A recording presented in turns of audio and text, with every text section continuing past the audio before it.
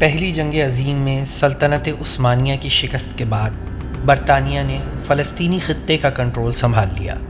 اس وقت یہاں پر عرب اکثریت میں جبکہ یہودی اقلیت میں تھے۔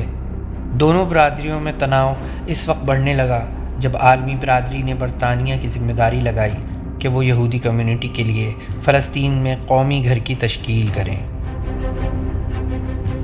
یہودیوں کے نزدیک یہ ان کا آبائی گھر تھا، مگر اکثریت میں موجود فلسطینی عربوں نے اس اقدام کی مخالفت کی۔ 1920 کی دہائی سے لے کر 1940 کی دہائی کے دوران یہاں آنے والے یہودیوں کی تعداد میں تیزی سے اضافہ ہوا۔ ان میں سے کچھ دوسری جنگ عظیم میں یورپ سے ہولوکاسٹ سے بچ کر آئے تھے، مگر اس دوران یہودیوں اور عربوں کے درمیان برطانوی حکومت کے خلاف پرتشدد واقعات بڑھنے لگے۔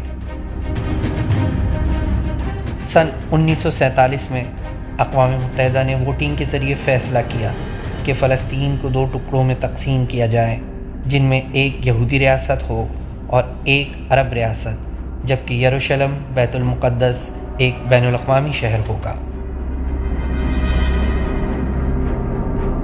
اس تجویز کو یہودی رہنماؤں نے تسلیم کر لیا، جبکہ عربوں نے بکثرت مسترد کر دیا اور اس پر عمل درآمد نہیں ہوا۔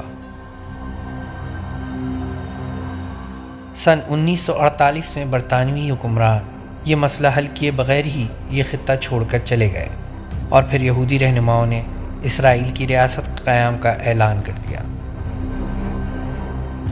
بہت سے فلسطینیوں نے اس کی مخالفت کی اور پھر جنگ چھڑ گئی۔ ہمسایہ عرب ممالک کی فوجوں نے بھی اس جنگ میں حصہ لیا۔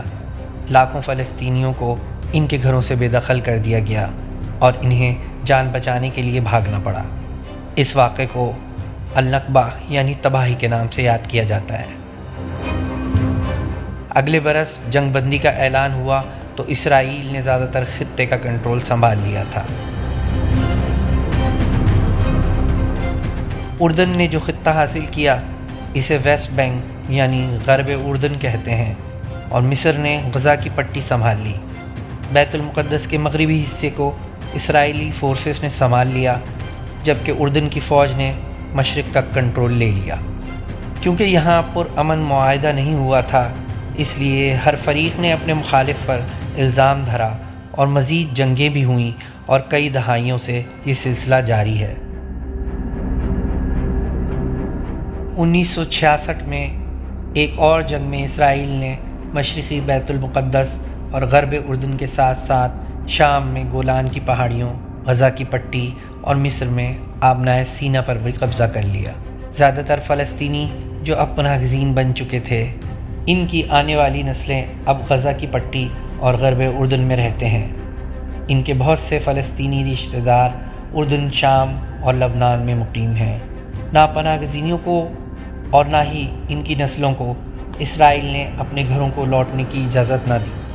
اسرائیل کا کہنا ہے کہ ایسا کرنا ان کے ملک کے لیے بہت بھاری ثابت ہوگا اور ان کی ریاست کو بطور ایک یہودی ریاست خطرہ ہوگا۔ اسرائیل پورے بیت المقدس کو اپنا دارالخلافہ مانتا ہے، جبکہ فلسطینی مشرقی بیت المقدس کو مستقبل کی فلسطینی ریاست کا دارالحکومت مانتے ہیں۔ غزہ اور غرب اردن میں رہنے والے فلسطینیوں کا کہنا ہے کہ اسرائیلی پابندیاں اور کارروائیاں ان کی مشکلات میں اضافہ کرتی ہیں۔ اسرائیل کہتا ہے وہ تو صرف خود کو فلسطینی تشدد سے بچا رہے ہیں۔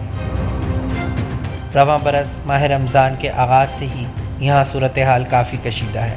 متعدد فلسطینی خاندانوں کو مشرقی بیت المقدس میں ان کے گھروں سے بے دخل کیے جانے کے بعد سے فلسطینیوں میں شدید غم و غصہ پایا جاتا ہے۔ ایسے متعدد معاملات ہیں جن پر فلسطینی اور اسرائیل اتفاق نہیں کر سکتے۔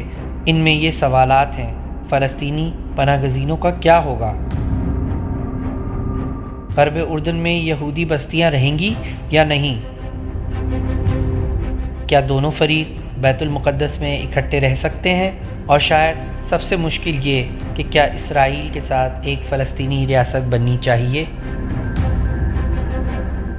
گزشتہ 75 سالوں میں امن مذاکرات وقتاً فوقتاً ہوتے رہے ہیں، مگر معاملات حل نہیں ہو سکے۔